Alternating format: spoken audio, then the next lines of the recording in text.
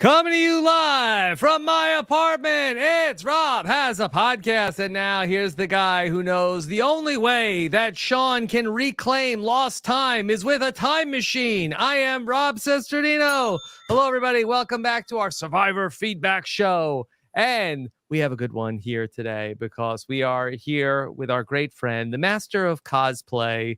Here he is. If you were asking the question of, where's Davey? He's right here. Davie Rickenbacker. Davey, how are you? Rob, what's up, man? It's been so long, dude. I think the last time I talked to you was during October for a Survivor Watch Party coming up, and I'm back. Yes, you are back. Where is Davey?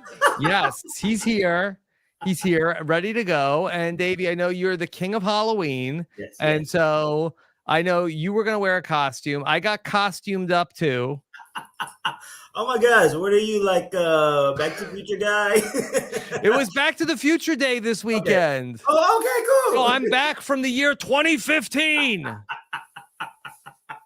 Oh, snap. But remember back 8 years ago when people dressed just like this? Yeah. So I'm wearing the 2015 style of clothing. Okay, yeah. No, Remember? Yeah, you nailed it, man. Okay, there you go. Now it's sinking in with the shades on. Okay. I look like Sia. Yeah, Davey. So, all right, tell the podcast listeners, we got your costume. Let's check this out. Yeah, man. So, if you get a close up here, I am going as an MC Hammer theme, a little hip hop. I'm going to wear this jacket that's going to say "Too legit to quit." And yes. On the back here, Rob, it's going to say Survivor. Yes. Yeah. Too legit to quit Survivor. Yeah. Perfect timing with that, Davey. First off, can I just say, Maddie O'Brien, why did I think Rob was Johnny Fairplay? No, it's this way, Rob. Yeah, whatever. Sorry about that. Yeah. No, this is not a House of Villains recap. All right. Yes. So, all right, here's Davey. He's going to drop the hammer. Okay. Yes. Ready to go. And so, Davey, how are you doing? I'm doing pretty good, man. Like I was telling you before, I telework completely still, but this was the one day that they had us come into the office for some team building. So it wasn't that bad, but I'm doing me.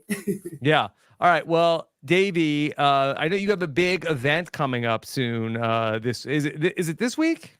Yes, it's this Wednesday. We're going to be at the Hudson Grill in Little 5 Points, Atlanta. I'm still in one of Bryson Window's venues, and we're going to be where they were last year. So it's going to be a fun time. We've got Carson coming, Josh coming from last season. Sharia and T-Bird are going to be there, of course. And I got Ron Clark coming. Yes. I think Patrick might be coming too, but we'll see. Okay. And then costumes also? Yeah, man. So I'm hoping, you know what? Every year we may have about 40% participation on the costume side. So it's not mandatory for you to come in costume. But if you do come in costume, you'll get a chance to be in our costume contest. Who knows? There could be a monetary prize. So, okay. Just that in. All right. Sounds good. And how's everything else going, Davey? Oh, yeah. And I forgot to mention that Outplay Puzzles will be there as well. So we'll have some fun, Yeah. But yeah, man, everything else going swell. Still on my cosplay, doing my little influencer stuff here and there. I got kicked off of Twitter, Rob. I don't know if you noticed that. I know. So you got kicked off of Twitter for what did you do? Okay, Rob. So at first I thought it was because I was taking up for someone, and I don't know. I guess what my comeback could have been a little bit of fat shaming. I was like, if you don't have the cardio, then just say that. And I thought that might have been considered fat shaming. But after further discovery, who are you talking about? So there's this new rap group called Flying a Boss. Okay. There are two young blurs, two female blurs, and the style of their video is they run and chase the camera.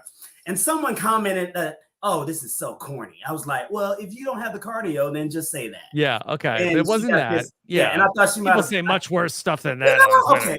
Okay. So I'm good. So I thought it might have been that, but after further review, It's because of Avatar: The Last Airbender. Okay. So what did you do? Dude, I don't know what it is, but just because I'm really into nerdum stuff and all of this, some fans are relentless. And Avatar: The Last Airbender has a live action coming up soon. Okay, yeah. And on Netflix? Yes, I can't stand when anime fans, sometimes Marvel fans are this way too. Like they won't give anything else a new try. They're already bad mouthing Avatar: The Last Airbender. I'm like, well, dude, just give it a chance. And I think I may have said something like, the guy that commented on it, he was like, it doesn't look realistic. They look too fake. They look too young or something. And I said something back. I don't know what I said, but apparently that's what got me kicked off of Twitter. So yeah. Wow. Okay. All right. Well, that's coming in 2024. So hopefully you'll be with us on Nothing But Netflix that week to talk about it. But that's wild. Okay, so you got kicked off, and you had to make a new Twitter account. You had to start from zero. The timing was great though, Rob, because I got kicked off right around Big Brother season, so I didn't have to be on Twitter for that. But as Survivor was coming close, I was like, all right, let me go ahead and make a new Twitter. And thanks to you guys, I was able to, just go ahead and make it. Where's Davey? People love that. So okay, like, where's Davey? So make sure you're following. I know that you and I were trying to get threads going. Yeah. And I don't know. It's not happening. Hopefully the new Avatar: The Last Airbender will have a more successful reboot than Threads. Right. It's kind of emergatory right now, I guess. Yeah. Okay. All right. Well, Davey, let's talk about Survivor 45. Just overall. Are you enjoying the new season? Yes, man. I'm enjoying the new season.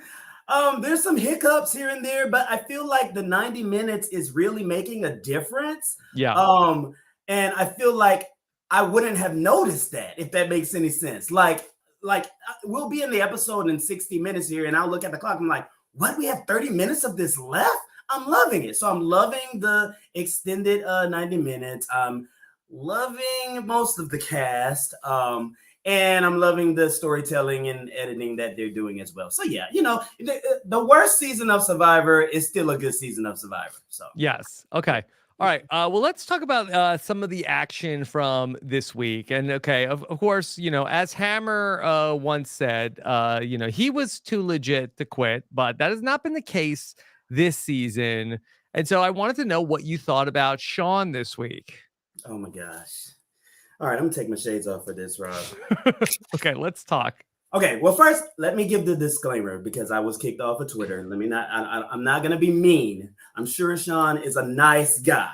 I'm not gonna come for his super character. Nice guy. Yeah. I'm not gonna come for his character at all. I just want to talk about what happened last week. Okay, that's my disclaimer because I know how casts are, and we fight for our cast after the season. So I don't want Survivor 45 to jump me when I'm in New Orleans. You don't want the smoke, right? Exactly, right. But I'm gonna refer to him as Mr. Edwards, and I'm gonna tell you why. Because I remember that Shawn is a principal, and if Shawn's mantra is don't ever quit to these kids, they are not going to want to hear it, okay? Because he has not given a great example of what to do, when it comes to sticking to a job. Oh my gosh. He had me in tears, Rob. He had me in tears telling his story, and I was there. And then I realized he's gaslighting us to engineer a quit. And I just was not thrilled. Like I felt like Jeff was too soft on him, first of all, but I know this is the new Jeff and, the new era. And he wasn't that soft on him on the On Fire podcast. Did you listen to that? You know what? I did listen to that. Yeah. He definitely laid the hammer down there. Yeah. But I mean, we've seen him do way worse. You remember Austin? You remember freaking Nyanka? Like he went in on those people. I want that Jeff back. I think Jeff's just afraid to get canceled, but that's warranted.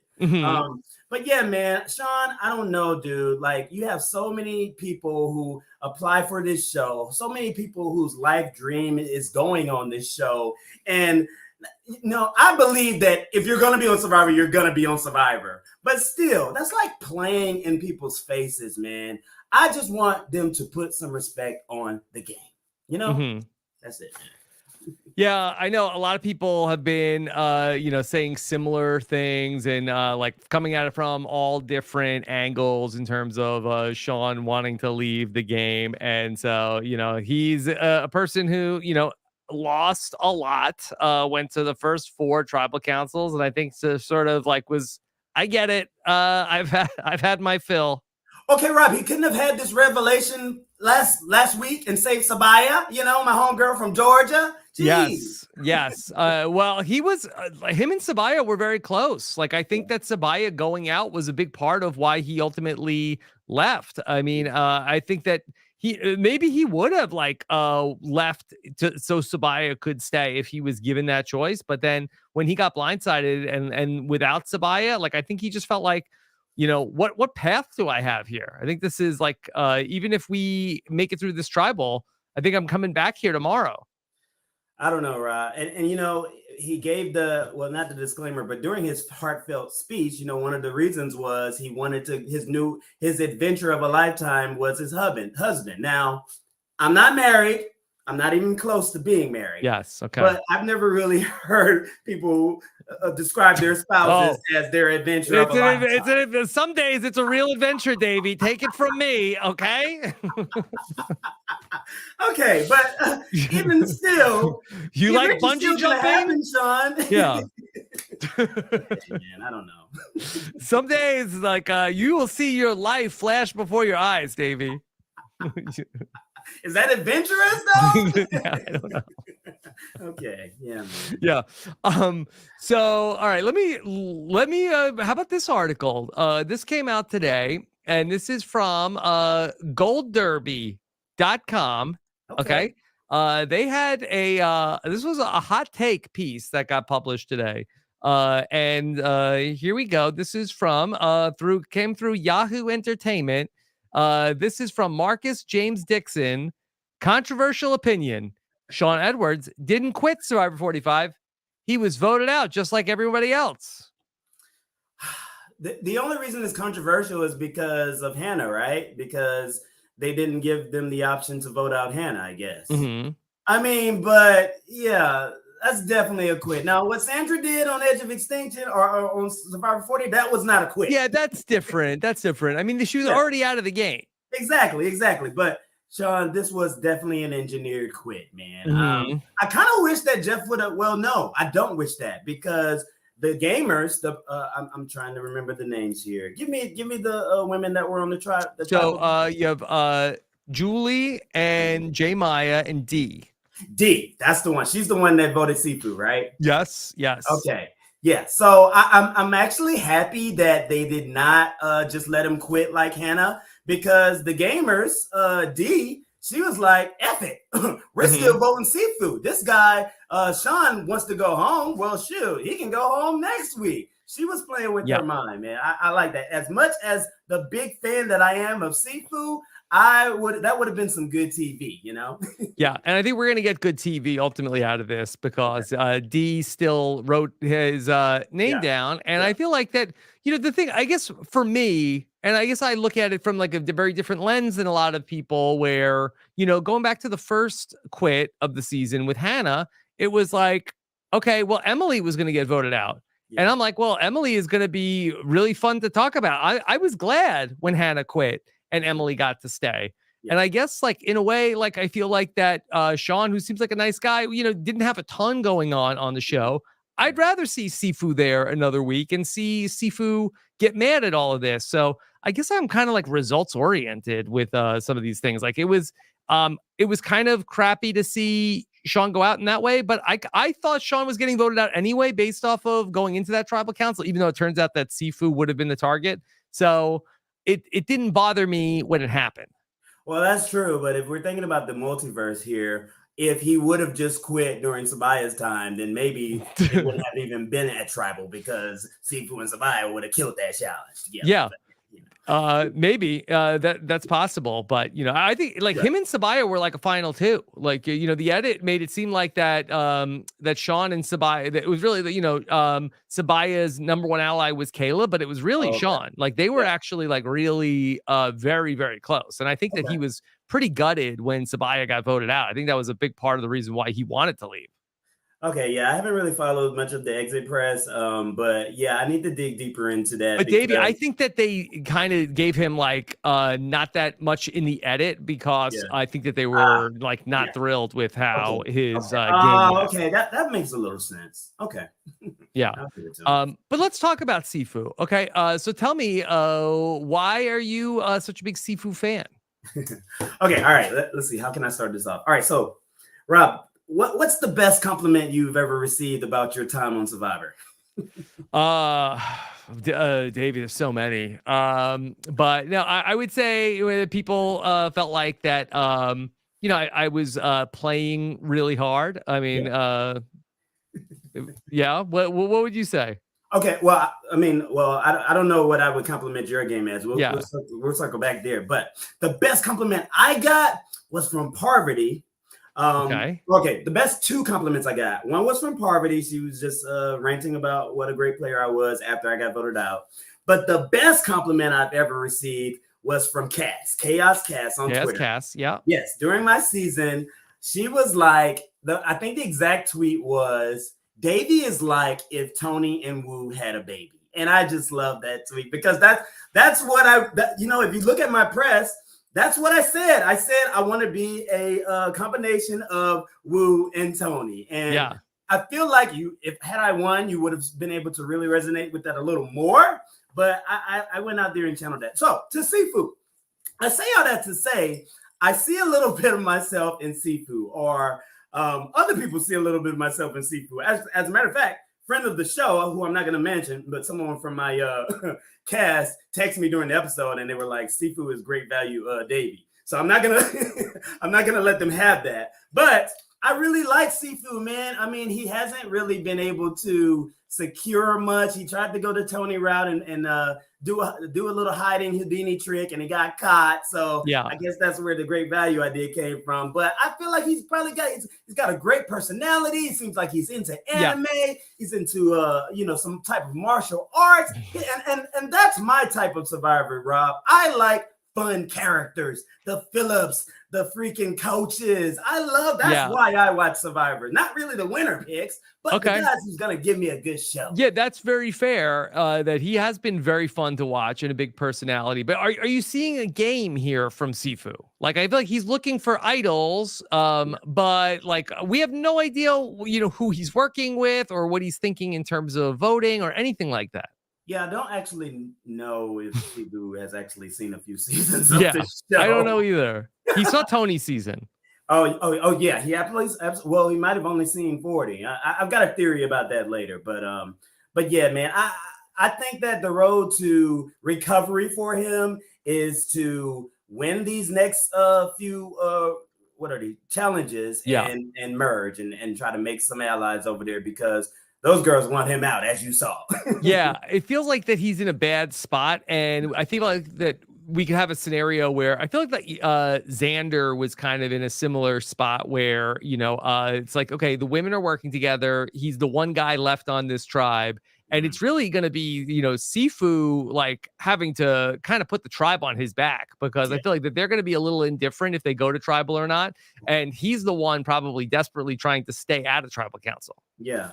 I mean, but I'm so bad with these names this season. But the older woman, like she realized, like we need Sefu, Yes. She got outvoted.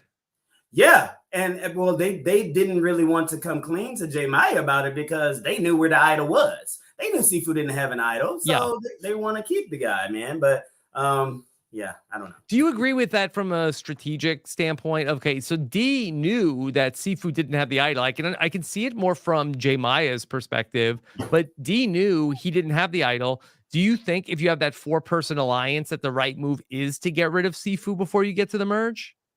No, I don't. Yeah. I mean, I don't.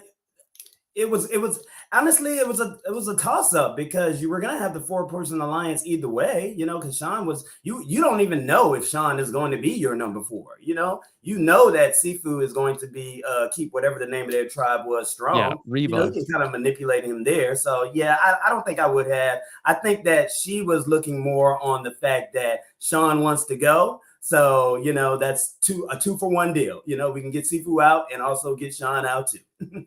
Eventually. Okay. Eventually. Okay. How do you think that Sefu is going to take this next week? First of all, he's gonna speak in what is it, first person or third? He always talks in the third person. Yeah. Yeah, he's gonna be talking in third person the entire time. I don't really see him getting mad. I think he might make a scene and really try to get to the bottom of it. I think we're gonna get some fun confessionals out of him. But yeah, he's definitely gonna get to the bottom of it, and somebody's gonna crack. Yeah. So yeah, man, we'll see.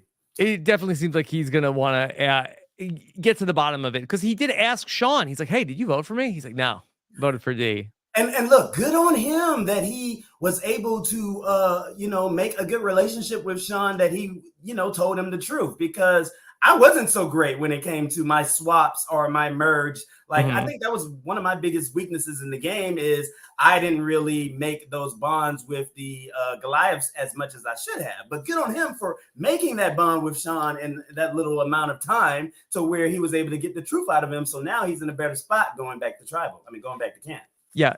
Davey, could you talk a little bit about your time in the swap? Because in David versus Goliath, you swapped at an early point in the game where you went from 2 tribes to 3 tribes. Could you talk a little bit about what it's like when you get to that swap of the 3 tribes? Oh man. Oh, it's so freaking nerve-wracking. Like, okay, so to harken it back to a quit. So we swapped right after a quit as well. We had a quit, and actually, yes, let's talk about the quit first, Rob. Yeah. I don't know, and I told them on Twitter, I'm not holding anything back on this podcast.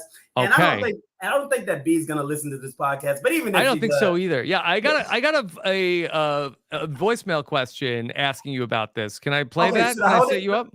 Okay, go ahead. All right, here we go.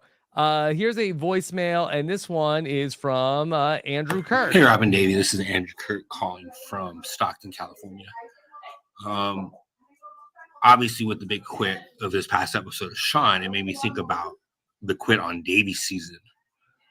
What do we, with B quitting, with the quits that we've seen this season, do you guys think that B being injured, wanting to leave because she was injured, do you consider that a big quit, as opposed to what we saw with Hannah and what we saw with Shawn? Just curious, something to ponder on. Is that a big quit?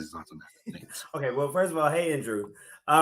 First of all, B was not injured. Oh, hot take.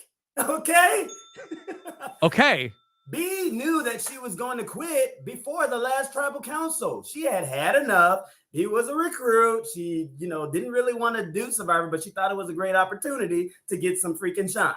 B had told us like days before that she, was kind of tapping out. To the fact that where he who shall not be named, Nick, was so pissed. He was like, "Oh, how are you gonna do that? We need the numbers, blah, blah, blah." And everybody took it out on him because they said he was being insensitive. But if you look back on it, yeah, we could have had some numbers and got us through.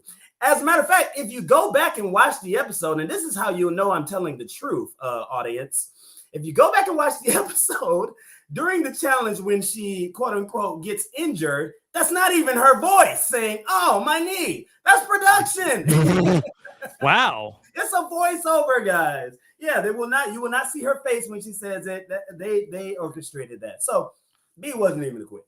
I mean, well, B wasn't injured. She just quit. So yeah, I think that it's just as bad. Okay. Now, I think that for the audience, though, it wasn't as bad because you had, 20 people in your cast. And you sort of like had it like it was like padded a little bit where you could have B quit in the first 5 minutes of the episode. They didn't really give her like any airtime in the first 3 episodes. So that you're like, here's this person, she's quitting. Who cares? It's like by the time you get to tribal council, you don't even remember that B quit. Yeah, man. Yeah. It definitely, Shawn's was definitely way worse. I don't know, maybe just because our cast was so spectacular and you were, sure, we lost B. We got 17 other great characters. We're not fooling with that. But, Shawn, I was rooting for Shawn. To quote Tyra Banks, Shawn, we were rooting for you. We were all rooting for you. So maybe that's why it hurts a little more. Yeah, I think also like when it happens at tribal council and we're at tribal council and you lead up and there was like no sort of like hint, like I just think that like in like for like the middle era of Survivor, there was like a lot of quits that would happen like at the beginning of episodes, and people were like, whatever, who cares about these people? And now like this was like treated as like the end of the episode. And I think because we didn't get a vote, I think it's like people are like more focused on it. Rob, have you ever quit anything? A lot of things I've probably quit. I thought And about this before I got on. Go ahead. Thought about quitting more, but probably nothing serious that I've quit. Yeah. I thought about it, and this is where I kind of just want to humanize Shawn a little bit. I mean, people quit things, you know. I quit the band the first year in college, not because it was hard or anything, but I just could not have a social life. So I got the freak out of there. I used to play trumpet. I played trumpet, and it was my scholarship. So I quit the band and lost my scholarship. So I get it, Shawn, but come on, man, this is Survivor. Yeah. What are you gonna do? Let's see. All right, so that's okay. So we were starting to talk about the swap that came right after B's quit. Okay. What were we about to say about that? No, you were talking about how it went. Yeah. It was nerve-wracking, especially for me being a person who didn't really get a lot of chance during Ponderosa, didn't get a big long chance to scope out these Goliaths. You know, some of the other Davids did. So this was really my first time meeting them and speaking with them, not knowing if I would mesh well with them. I mean, I think you saw the confessional. It was really my first time around a certain type of people. It was hard. And then I was stuck on the tribe with one of the Davids who was not really like that much. So I really thought that I was in, but I had my idol. So I knew that I wasn't going to be, too in danger. Yeah. Okay. And then ultimately you got Alec to vote with you against one of the Goliaths. Yeah, man. Should I spill some more tea? Yeah, man. Alec, I don't know how I flipped Alec with that. Well, actually, I do know how I flipped Alec with that. I think that Alec was courting Katurah at the time. Yes. Behind the scenes, you didn't see much of that. But he really couldn't court Katurah without getting rid of Natalya, because they were kind of a threesome. I don't know if that's the best wordplay for it. A love triangle, maybe. Yeah, exactly. So, he wanted her out of the picture, and we kind of just played up on all of that. Okay. That's why when we got to the merge and Alec was not my guy, I was like, what happened? We were just shooting in to get gym together. What happened, man? You were used. Exactly. Yes. But hey. Yeah.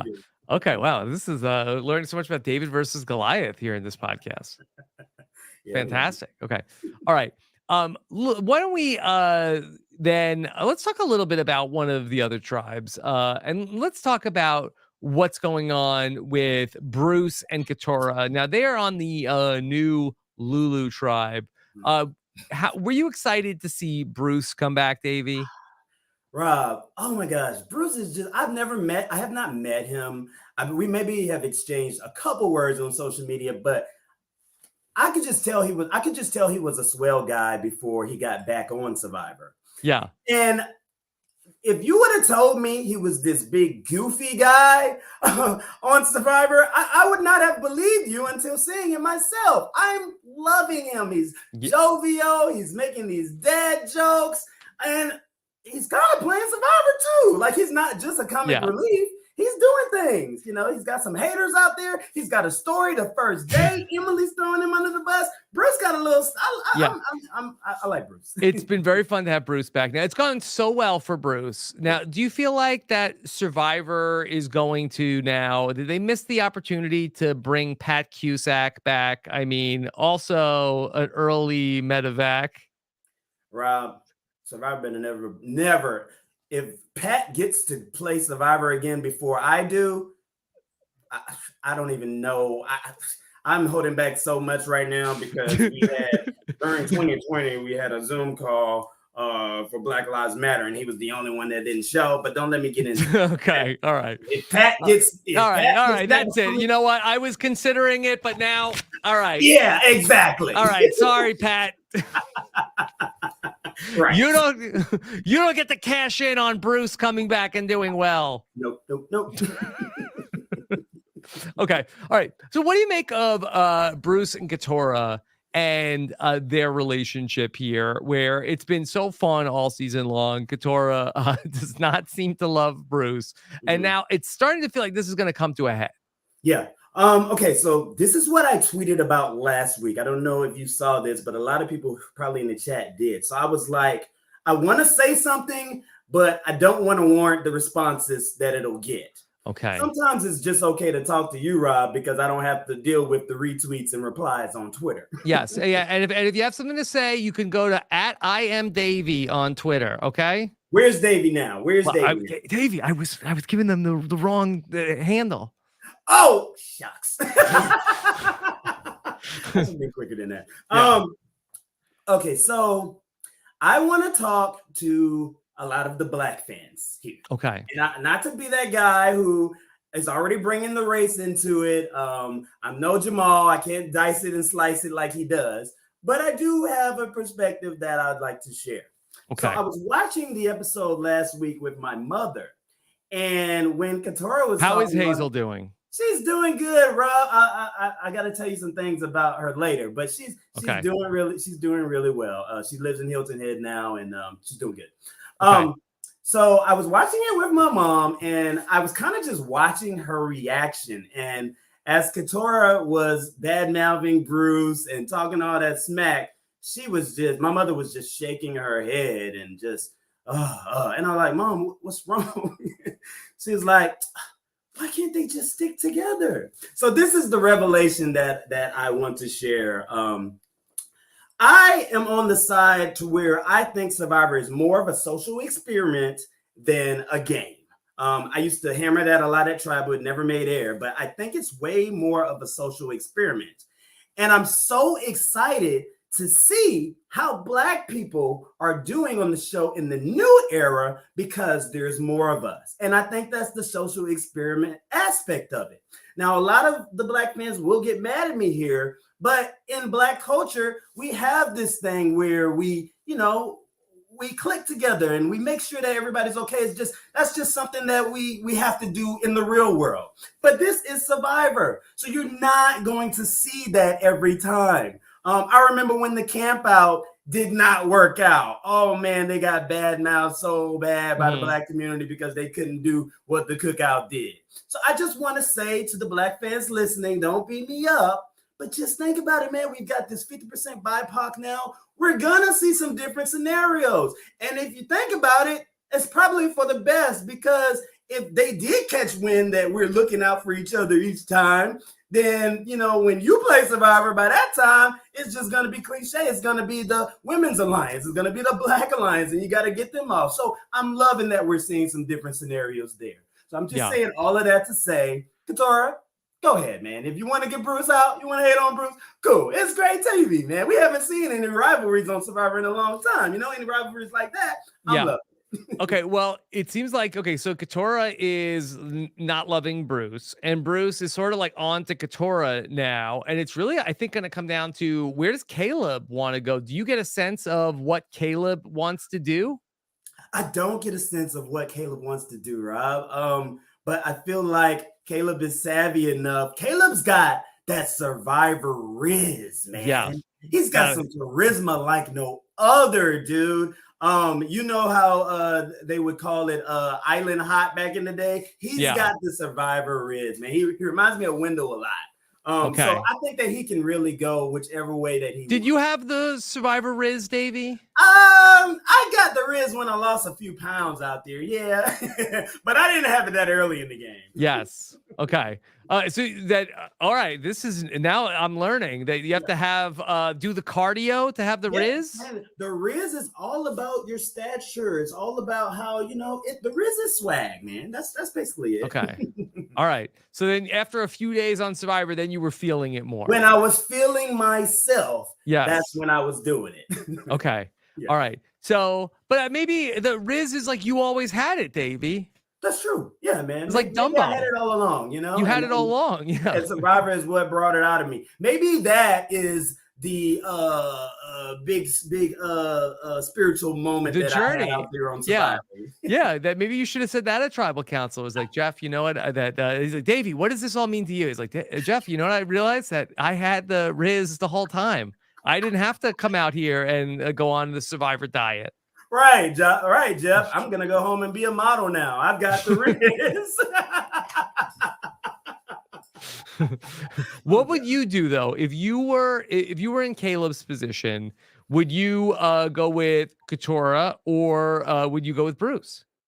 Well, it doesn't really seem like Katurah has many strong allies at this point. I mean, she's got the two women that were on the tribe with her, but I think she still has Kelly with her. Like I feel like that if Caleb wanted to go with Katurah, I feel like that they could swing Kelly back over. Okay. The only thing is, Rob, but that's just my I don't know that for sure. Yeah. I don't know how genuine the other tribe mates are being when it comes to laughing at Bruce's dad's jokes or just liking Bruce's personality, but 9 times out of 10, it's the player that's making you laugh that you end up wanting to keep. Maybe it's subconscious. And then I hate, and this is your podcast fault. I hate listening. How dare you, Davey? I don't even know what you're gonna say. What did we do? I hate basing things based off of the edit, but now that I'm a super fan of Survivor, I do that. Yeah. But I kind of feel like I heard some of the dubious music behind Katurah's confessional. Oh yeah! Oh my God! I had a question for you from really? I feel like I'm stupid to ask it. See, that's why I told you it's your fault. Dobry63 said, did you get the sense that Katurah was getting a bit of the dodo music when she was going on and on about Bruce? Okay, so it wasn't just me. Okay. Yeah, do you feel like that this could signal a downfall? I think it's signaling a downfall, man. I didn't hear that with her. I definitely noticed it with Shawn in the episode. I felt like that Shawn was getting like kind of like, I call it the dodo music, where it's like the music of like when you're doing something dumb. But I didn't get it with Katurah. Yeah, I think it was very subtle. And I don't know, maybe I was confusing it with, just because they were doing the comedy music. Yeah, because she was doing the comedy confessions, which was great, by the way. Come on, man, that was amazing. The editing this season and just I love it. But yeah, I don't know. I think that's a signal there, and I hate reading too much into it because I got some dodo music during a challenge when I was looking ridiculous, but I did okay on Survivor. So maybe the editors are trying to make us think that just to go us left field. Yeah. All right. Well, I hope that they can work it out. Yeah. Maybe could Caleb potentially like bridge the gap between Katurah and Bruce? Could he come in and sort of say like, hey, let's all work together? Look, you've seen the Caleb Riz work on Emily and how her game has taken 360, or is it 180? 180, yeah. It might be 360 now that without Caleb. You're right. Well, no, actually, no, because I want to give Austin and Drew their props there, man. They knew they needed to bring her on in there, and I think she's good. But no, Caleb definitely could mend the fences. But does Caleb want to? I think Caleb's the type of chaotic player that wants to have his cake and eat it too, and just wants to see things play out and figure out what works best for him. Okay. You brought up Emily. Let me hear your thoughts a little bit on Emily so far this season. I'm loving Emily, and I want to. Oh gosh, they're gonna hate me. I want to get on the Black fans again because in the earlier episodes, you see Caleb and Sabiyah together, and on Twitter, because Emily was gunning for them, they were like, she must be this way, she must be that way. I'm like, guys, everything that looks that way doesn't have to be that way, and I think people can understand what I'm talking about here. But I'm loving Emily, man. She's true to herself. She's very similar to Carolyn, I would say, because she's so herself that she's just willing to let it all out. Now she's learning as she goes. And this is something good that Jeff was saying he said it on the podcast where she's learning for life, not just learning for Survivor. She's learning to make these human connections that people are not stalked, and she can take that out of this game. So that's just, just to say a little bit about how much I love her. But the fact that she won that challenge, man, and if you saw how she was celebrating, you would think you just won the lottery. Yeah. You would think you won $2 million on Survivor. Yes, or $1,000 on Snapchat. Right, $1,000. Yeah. So when they won the challenge, Jeff's like, all right, and Emily, it's not first place, but here you go. She's like, oh, you know what? I feel like I'm not even the one that deserves this. That Caleb trained her really well. Yes, man. Oh my gosh, dude. She's doing so good. I can't even think of the other two people that are on the tribe with her. I know it's it's Drew. Yeah, it's Drew and it's Austin, and then it's also Kendra and Brando. Kendra and Brando. I'm drawing a blank on Kendra right now, but they were the two that were in the middle of both tribes, dude. So right.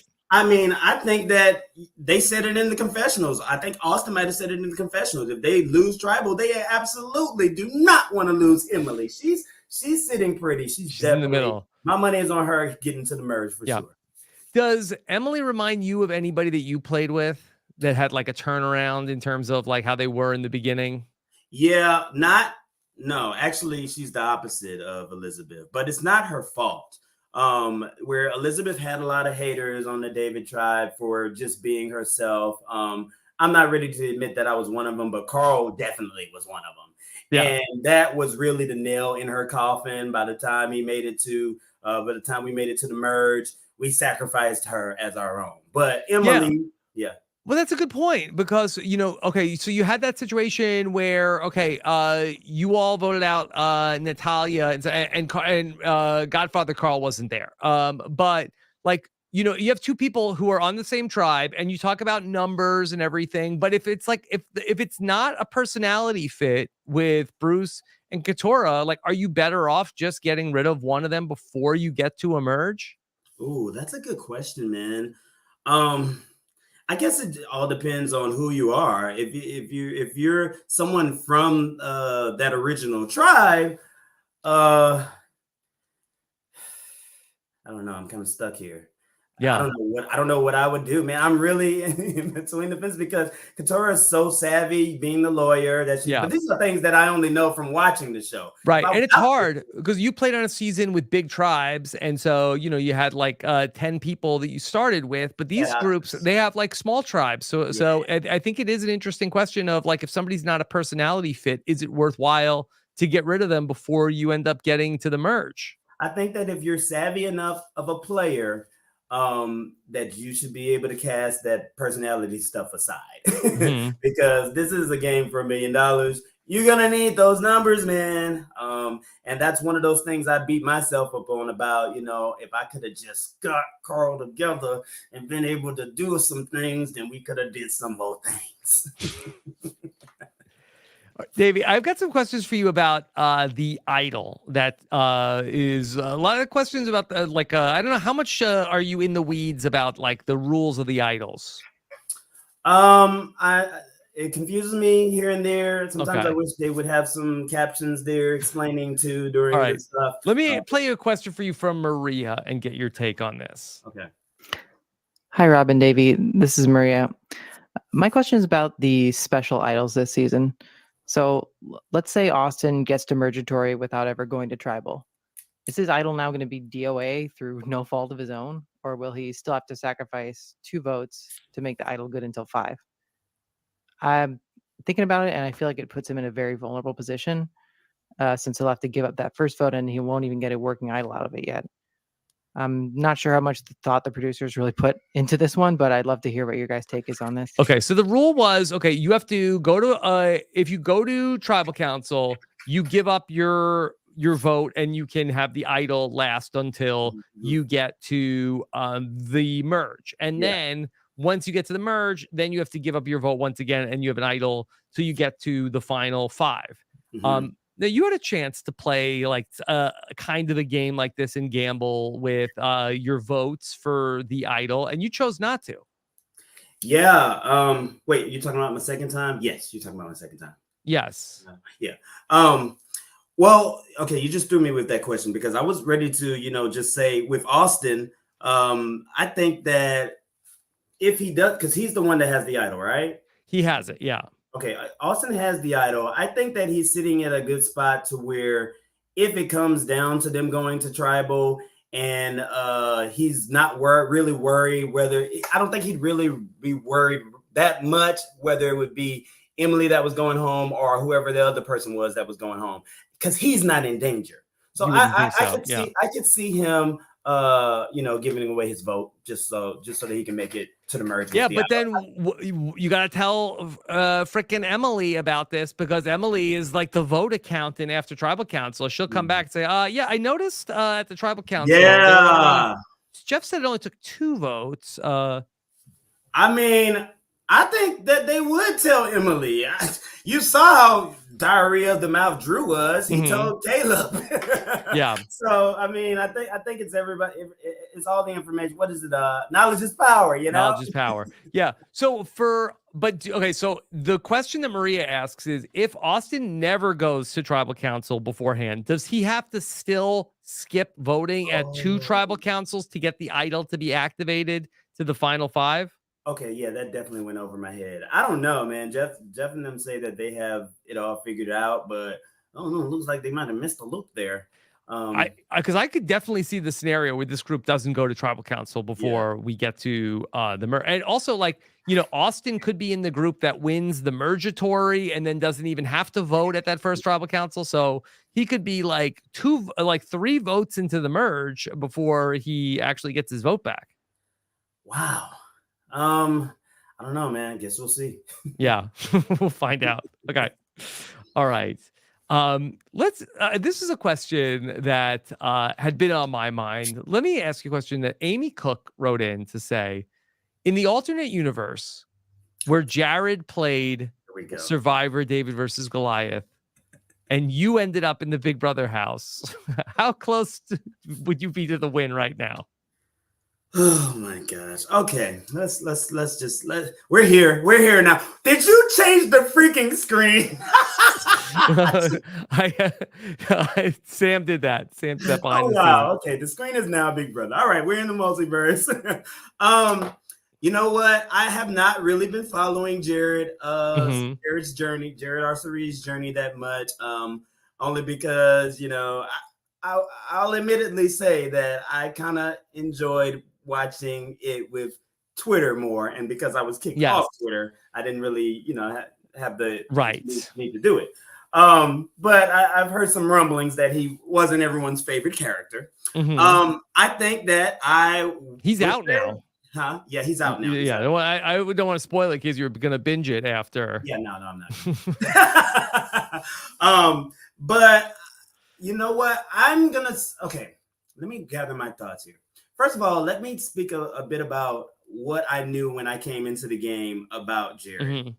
Yeah.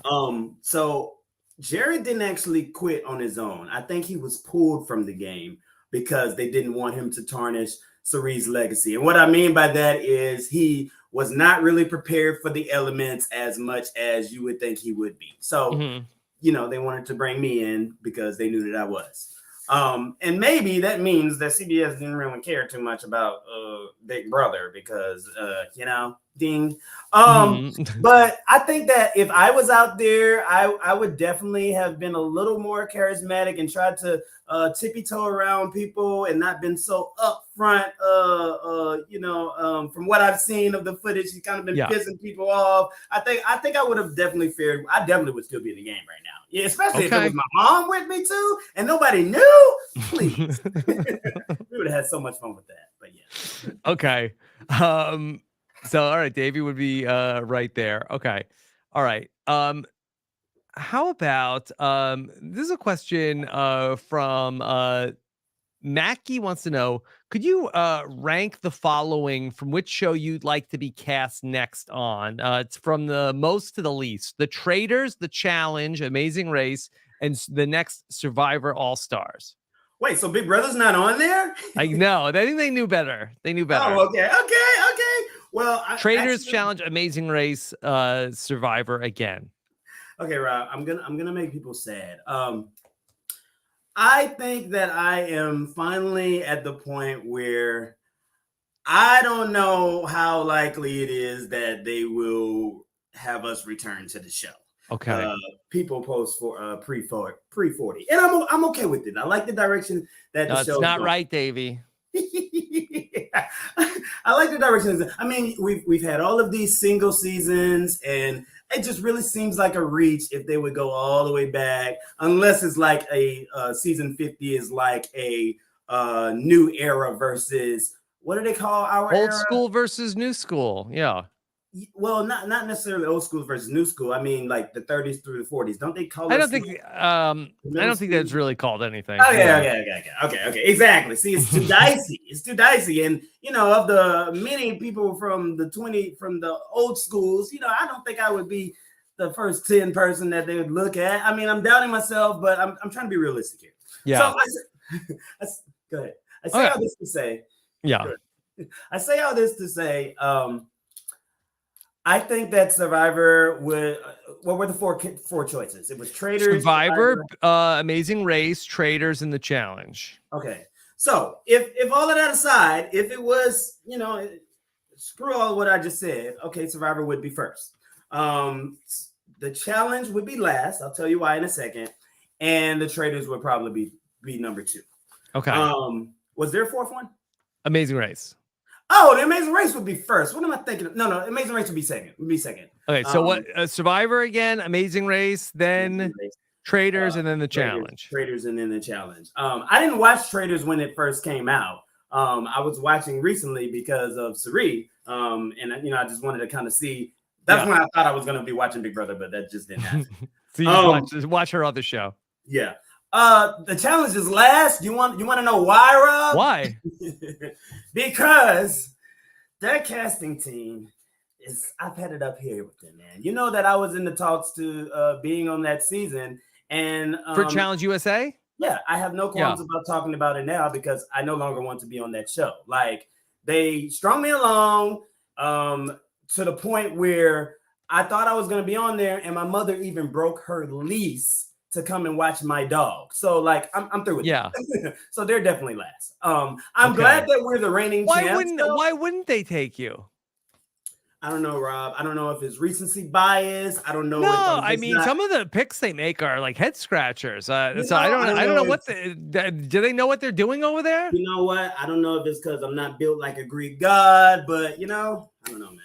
So they're definitely last, and I don't think I ever want to do that. That doesn't make any sense. All right. Well, let me ask you a question about you returning, because I do think that that they will bring back people before Survivor 40, even if it's like some kind of like old versus new theme. Because a lot of the thing is, Davey, like you're still young enough to play. There's a lot of people from before season 30 that they can't even put these people on TV anymore in high definition. Yeah, you're right. And then I saw someone in the chat just said, maybe the diversity casting will help me, but we'll see. Look, let me just play this question for you from Mike Christensen. Hey people, it's me. Listening to a little bit of the Survivor Q&A today got me questioning, do you think part of the reason why Jeff and production are so seemingly adamant about not having returnees coming back and doing returnee seasons really for the new era is that they don't want someone who has played a 39-day season to come back, play the 26-day season, and actually have hard data, or at least, anecdotally, about how hard the two differences are? Because you guys were talking a lot about how, they're making it harder with the no food and all that sort of stuff because they're worried that the game is shorter. Do you think it's that they really just don't want someone to actually come in and be able to say like, hey, they're trying all this stuff, it's still not the same? Love to know your thoughts. Davey, what if you come back and it's 20? Thank you, Mike. And you come back and you're like, this is so easy. First of all, they wouldn't air that. They wouldn't air it. I think he's hit the nail on the head. Like they're afraid of us talking trash about the game, which is why you can bring the 39 days back when they bring us back. Mm-hmm. Yeah, that's perfect. But yeah, man, I don't know. I mean, I feel like that if you were going to come back, like, what do you care if it's 26 or 39? It'd be easier. Well, I don't. Yeah, exactly. Yeah, I would love that. Like, make it 18 while you're at it. Absolutely, man. Yeah, You've already done it. You've already experienced it. Right, man. Technically, we've all have the new era, old era has been sole survivors the way we lasted. But I don't know, man. Yeah, but I think that's a good idea for like a season 50 could be, old school, new school, and it's 10 people from the 40s and 10 people from before the 40s. And I think that people would be just as happy with that as anything else. Because otherwise, like they're gonna do like what Winners at War again and bring back like Tony and Rob and Parvati and Sandra again.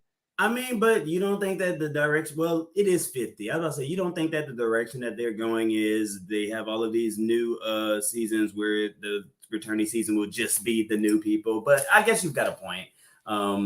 50 has to be something big. So it has to be something. And maybe there's like one or two of those people that you bring back, but otherwise you're just gonna keep, keep recycling, the same people over and over again, unless they want like all of like the Survivor senior citizens to just get trounced by the new era, like the Golden Bachelor. They're going that way. The Golden Survivors on Paramount Plus. I love it. All people from the first 10 seasons, bring them back for the Golden Survivors. That'd be great. Okay, let's see. How about Tom? Speaking of the Golden Survivors, Tommy Guam wants to know which player from the new era would Davey want to cosplay as? Oh man, I've already done it. So, I mean, if you're talking about the new era, yeah. Give me one from the Golden Survivors and one from the new era. Okay. Well, actually, I've done both. So, my Halloween parties have been going on year after year after year. So, the first one that I did was Philip Shepard. I went as him at Tribal. I had the red robe on. I had the pink panties on. That was a hit. We had a few Boston Robs at that party too, so we got a lot of nice pictures. As far as the new era goes, okay, Omar's too easy. Omar's too easy to be that guy. So I'm not gonna say Omar because I did do Omar at a Halloween party, the last year's Halloween party. I think I want to say the guy who had the hat. Who made the palm from hat? What is his name? Jesse's buddy. Cody. Cody, yeah, man. I think I'd do Cody. That'd be easy. Yeah. Okay. Yeah. All right. Let me play a question for you that comes from one of our listeners. Brandon has a question for you. Hello, this is a longtime listener, Chappelle, calling. I have a question for Davey. Davey, as someone who played in the olden days of Survivor and once won the CEO award back in its early stages, who do you think would be some of your top candidates for the CEO award this year, now that it has been modernized for the new era? I'd love to hear your opinion from back in the day. Thank you, Rob and Davey. Loving the podcast. Have a good one. Okay. All right. Thank you, Brandon. Thank you, Brandon, for your question. Thank you, Brandon, for your question. Well, I'll tell you who's not getting the CEO award. It ain't gonna be Hannah, and it ain't gonna be Shawn. I'll tell you that right now. To see you as a recipient of the CEO award. That they'll have to name it the See You Later Award. Sia does not like quitters. No. Okay. I guess some contenders, definitely Emily's a contender just because she's been a great character and she's put it all out there. Yeah. Caleb's got the Survivor Riz. If Caleb ends up not winning this game, I could definitely see him being a contender. And then they were also on that tribe that they've gotten the most airtime too with that tribe. I could see it really liking them. And Bruce, well, last year would have been the year, but Bruce, he's had such a Survivor story, and he's doing these. Yeah, Bruce is a good pick. Yeah, I could see Sia choosing Bruce too. Okay, all right. Mike Skull wants to know what are your favorite and least favorite twists, advantages, and disadvantages of the new era? Now, in David versus Goliath, like that was the whole thing. Like the Davids like worked together and used a bunch of like advantages and stuff like that to come together. Do you have a favorite advantage from the new era? I mean, I really liked how the melting idol played out at Tribal. Yeah. I'm not sure if that's something that I would have loved to be out there, but as a viewer, it was pretty cool. What else have I liked about the new era? I actually like the fact, and I know this is probably controversial, but I like the fact that they aren't feeding them as much and are trying to make it quote unquote harder, because you know the earlier seasons of Survivor, that's what drew me in. The fact that they were out there like the quote unquote naked and afraid lifestyle. Yeah. You know, I'm happy they're trying to bring that back a little bit. Like when Joanna played. Yes, my girl Joanna, man. Your girl Joanna. Yeah, like back my when old friend. Yeah, your old buddy. For listeners that don't know, Joanna went to my church, and she's how I found out about the show Survivor, because they made an announcement that she was going to be on the season. Yeah. Who knew years later it would be Rob's Castaway, but yeah. Yep. And we went all the way to the Amazon. The advantage that I haven't loved, honestly, I'm not a big fan of the shot in the dark. I mean, I know it can flip some things. I just haven't seen it be useful. It worked well one time, I think, so far in the new era. Like, it's just too confusing. Like, if I want to get new people into Survivor, they're not going to understand the shot in the dark. They're not going to get that. Yeah. I don't like when they confuse the audience. Too many instructions. That's a good point, because I feel like that, you know, you have since you've played, you've always said, okay, I want to get new people and I want to like introduce the show. And one of the reasons why you played, and correct me if I'm wrong, is that you wanted to get people who look like you into watching the show. And I guess there is like a really steep learning curve for a lot of these things, especially now in Survivor, like that, where a new viewer, it is hard to come in and understand what's going on. Facts. And you just bring up something that I also wanted to speak about, you know, getting people like me to watch the show. I wonder if that's been kind of, and not just people like me, but BIPOC in general. I wonder if that's how casting has been maybe struggling a little bit. You know, maybe with a lot of the BIPOC players, they have been maybe recruits and haven't really seen a lot of the earlier seasons. So maybe that's a part of the reason why some things like that might have happened. I don't, Davey, you know, I almost feel like it's kind of like the opposite. I feel like that the thing that I feel like that maybe has been a struggle for casting, and I've been very high on a lot of the cast for the new era of Survivor, but the fact that like you have to be now a person who is like, you have to like eat, breathe, live Survivor. There's almost not a person that they put on the show that is like, I've seen every single episode. I've grown up for Survivor. I've been watching it for 20 years. Like, I kind of feel like that maybe they disqualify a lot of people that might be fun on the show who aren't necessarily the biggest like Survivor fans ever. You got a point.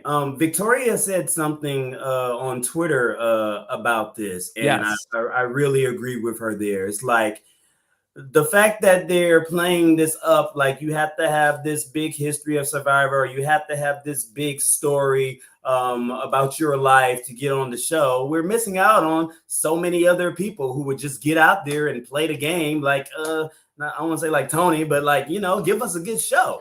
Give us some new ways to see it played. Like you could just be a greedy person that never seen the show before and come out there and play just as hard as somebody who's seen every single episode. Yeah. Well, you know what? This was the first 5 seasons. Maybe in the next 5, we'll get some of that.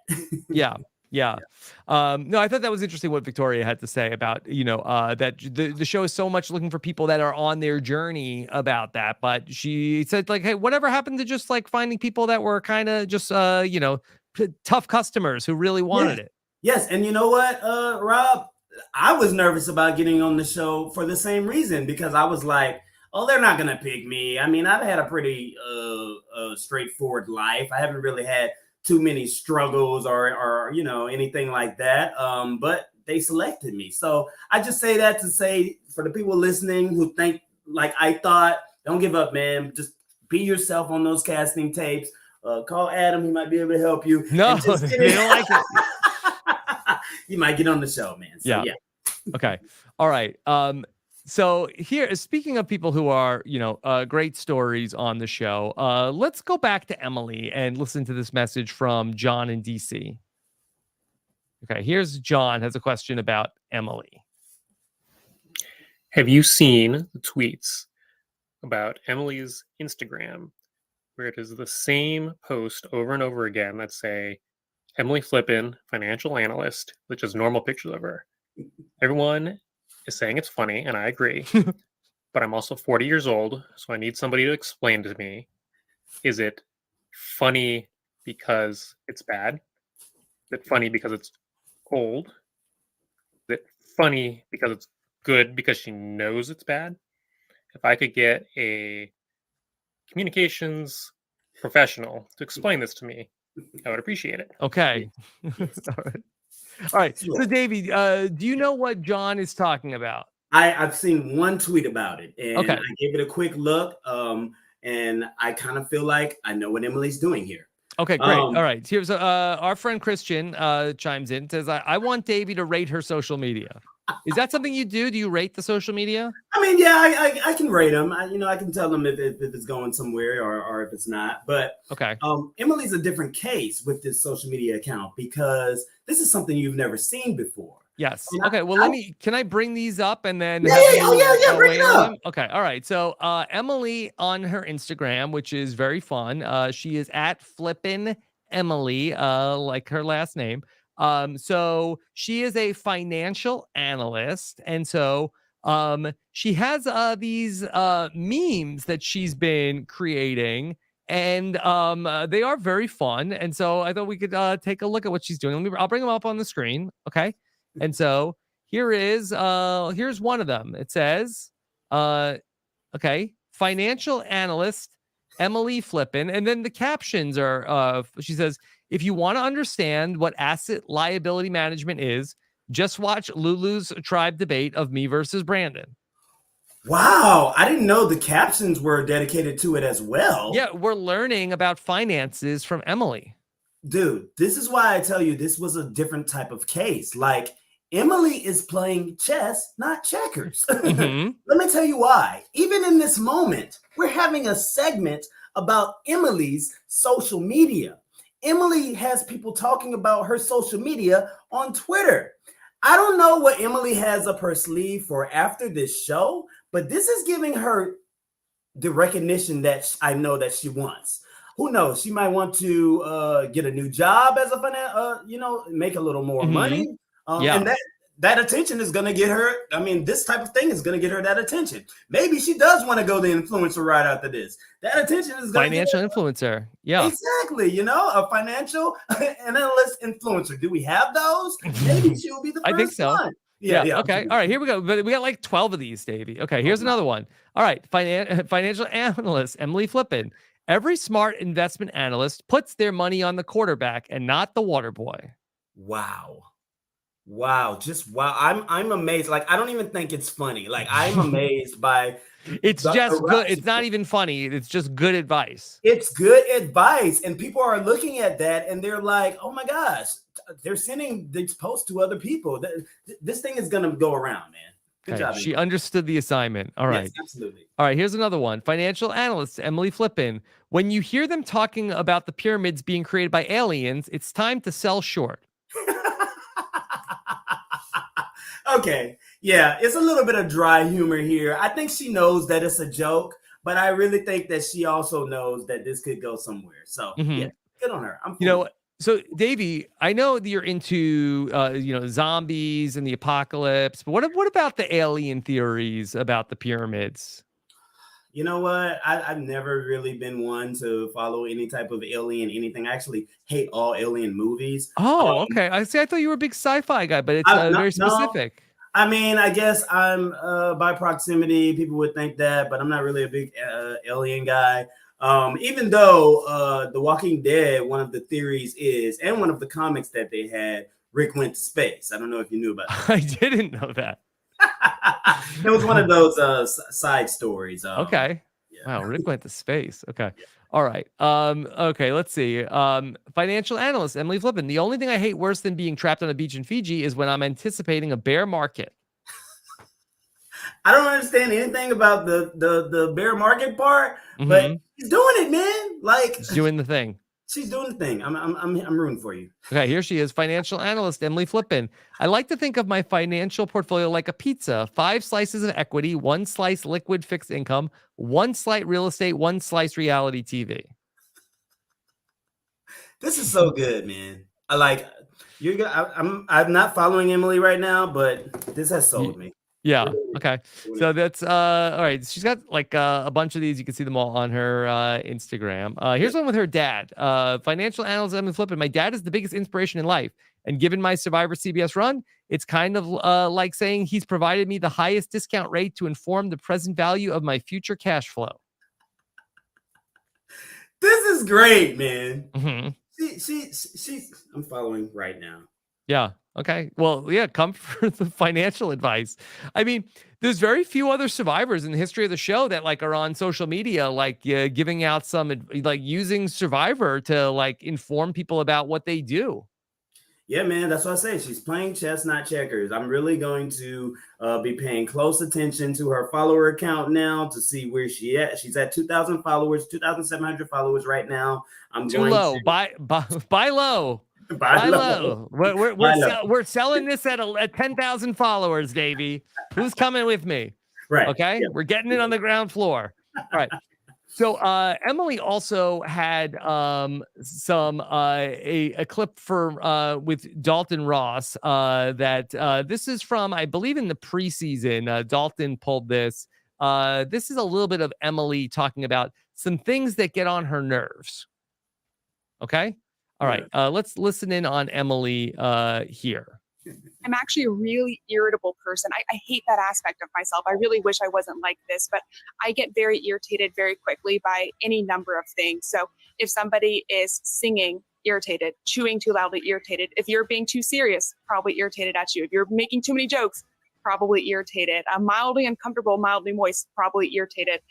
In fact, I feel like a good way to describe my personality is I am both happy and irritated at the same time, constantly. Okay. So there's Emily, all the things that irritate Emily.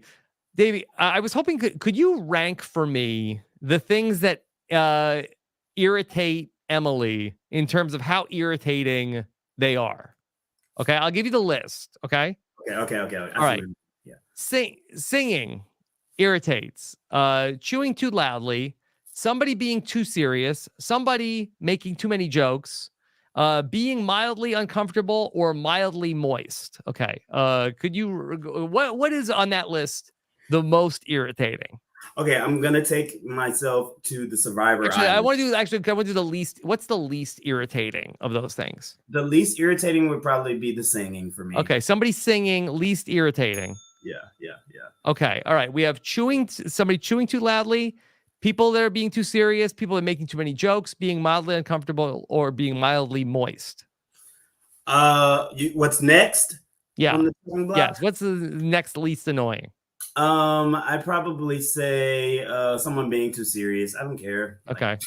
Too serious? Fine. Yeah. Okay. All right. What's next?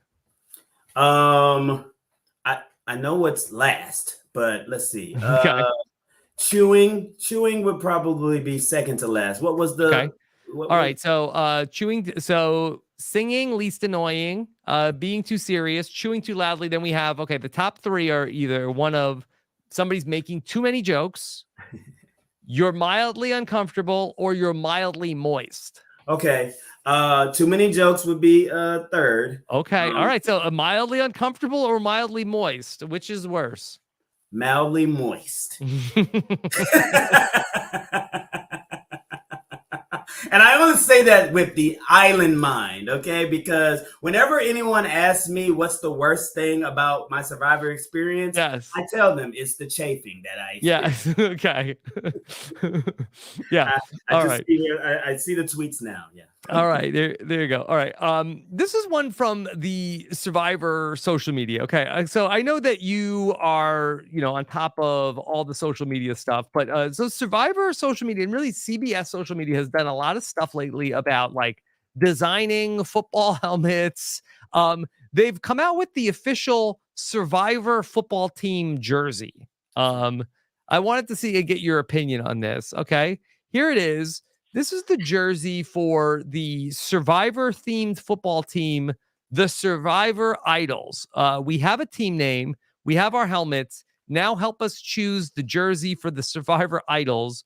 Let us know your favorite below, and don't miss a second of football on NFL on CBS. Okay, so Survivor wants us to pick between the Survivor Idols jersey. You have this war crime on humanity, okay, or this one. First of all, I'm not loving the color scheme on either of them, but Yeah. Sasha in the chat says it's giving XFL. it is giving XFL actually. Yes, well, totally. I maybe the first one is trying to channel the quote unquote monster that we never met in the new era. Yeah, it does have like the teeth coming out. Yeah, I think that's what they're trying to do. But why is it 26? Well, 45 makes sense. 26 days? Is that what this is for? 26 days, yeah. Yeah, I probably go with this one, the Flames. Okay. The monster. Survivor. Oh, you like the 26? I think the 26 looks better, but I would choose the monsters if I had to choose them. It doesn't make sense. Yeah, I feel like the one with the teeth is a little original. I've never really seen that. Like, I feel like if, a big defensive lineman was chasing me with that big teeth on his stomach, I feel like that would be very intimidating. Yeah, for sure. Yeah, like he's like, the monster's gonna eat me. Okay. All right. Wendell wanted to know timeout. Who's on the squad and who are we playing against? Yeah, it's Big Brother, Davey. We need you to suit up. Yeah, right. Yeah. Sasha also said, yeah, it's giving Nickelodeon NFL coverage. Absolutely. Yes. There. Okay. Also, a coach said neither. We need more options. Yes, coach is right. Weighing in. Yeah. Okay. All right. So that's from the Survivor jersey, but the other CBS shows are also doing these things on really? social media. Wow. I don't know, like, who said this was a good idea. I mean, I don't know, Emily. but if you're gonna do it, fully commit. Like, get some of the old alumni to come back and advertise. Yeah, where's Jimmy Johnson? Oh my gosh, yes, come on, man, use the people you got. Like, use the material you got. Yeah, okay. Where's Brandon Cotton? Like, you can come up with some jerseys. All right. Man. All right. And then I got one more for you. Okay. This was okay. Do you ever play around with AI, Davey? Yes, I do. Okay. All right. So this was a tweet that we got here from Nathan Hippenmeyer, who said that he asked AI to create pixel art, like a old video game. Pixel art of a podcaster podcasting about Survivor. You can't tell me that AI isn't watching Rob as a podcast. In the first image, the guy with the beard, that's pixelated Rob Sesternino, if I've ever seen pixelated Rob Sesternino. So do you think that did AI rip me off? Absolutely, bro. Yes, man. They're already taking the jobs. Yeah, dude. They definitely got the material from you. Wow, that's amazing, man. Yeah. And they didn't ask for me. No, dude. But then there was 4 images. Then okay, so that Kellen said, is this Rick Devens? That could be Rick, Okay. Then also, then people have weighed in. Is this Stephen Fishback also? Now, who is this woman that's talking to Stephen? I don't know who that woman is, man. Maybe that's Shannon Gus. Not sure. I like also that they're weighing in on the person. Is the person on the screen the same person that's being podcasting with? Right. I don't know. That kind of looks like Walter White a bit. Yeah. Okay. And then another person, we don't know who it is, but they've got some pretty awesome wallpaper. I like that this person has like a tapestry of like a microphone also for the podcast. Rob, he's podcasting about the new Survivor game. That's what it looks like. Yeah. Yeah. The new Survivor game that I can't pay my kids $10 to play about. Okay. All right. Davey, anything else going on in Survivor that you want to talk about? Yeah, let me look at my notes here for a second. Let's see if we got anything. We talked about the Riz. We talked about the old school. We talked about. What about predictions for Wednesday night? What do you think is going to happen this week? We usually with the swap, we'll get maybe about 2 episodes, right? Mm-hmm. I think that Sefu is gonna come. I think we'll get 3. I think we'll get 2 more with these swap tribes. Okay. Let's see. How are the tribes stacked? There's one tribe we haven't seen go to tribal at all. I don't want to predict, but I'd like to see them go just to see how it plays out. That's the tribe of Austin, right? Yeah, that tribe has not gone to tribal council. Austin is now on the blue tribe. Yeah, so that he started on red, and then the blue tribe has not gone to tribal council with any version of the blue tribe. Okay, yeah, I'm predicting that they go to tribal, but no, you know what would be more fun though? Seeing Katurah and Bruce's Does it bother you when they're like, "Wow, the Lulu tribe! Look at this new leaf they turned over"? It's like, yeah, they have all new people, right? Yeah, man. It bothered me also, Davey, that the Lulu tribe should get the Flint. Like, what the freaking hell? Like, Bruce is like, "Hey, we didn't lose the challenge. We don't get a Flint. I have no Flint because these other people are losing the challenge." Right. I mean, I guess they're trying to stick it out and make it "quote unquote" harder as the new era and all that. Yeah, but no, I don't know. Go ahead. I just thought about something when we were talking about the AI. You asked me had I used AI, so I used AI to promote my party on Wednesday, right? And I got a lot of angry people in my DMs. Why? Because what happened? They were like, pay an artist. And I mean, I get it. Sure, I would pay an artist, but this was $5.99. It was quick. And Eric Rickenbacker actually DM'd me, and I thought he was going to be yelling at me. But no, he was like, dude, just be careful, blah, blah, blah, blah. But yeah, I would definitely pay. So I say all that to say it turned T-Bird into a witch. It turned Carson into an astronaut. Here, can I look that up real quick? Yeah. Go check it out. It's on my Instagram. Turned T-Bird into on a Instagram. witch. Okay. Yeah, it turned T-Bird into a witch. Carson an astronaut. Ron, it made him Doctor Strange somehow. Oh, wow. It made Sharia a fairy, and it made Josh a soldier. So I like AI, man. Yeah. Okay. Let's see. Here's on Davey's Instagram. Okay. Let me see if I can bring this up. What it turned everybody into for the costumes. Mm-hmm. Okay. I don't know why my Instagram is going very slow right now. All right. Davey, I also got a question for you from Mike Skull. What city should RHAP have a live event in that you can attend? Man, of course I want you guys to formally come to Atlanta. I know you had planned to do that. I know. Then COVID hit. COVID got us. But if I were to travel, I don't know, man. Why don't y'all go to Australia and let me go out there? Oh, okay. If we did the live show in Australia, you would come? Well, I would, but I have not followed Australian Survivor at all, so it has to be during a American season. But yeah, okay. Yes, I do that. All right.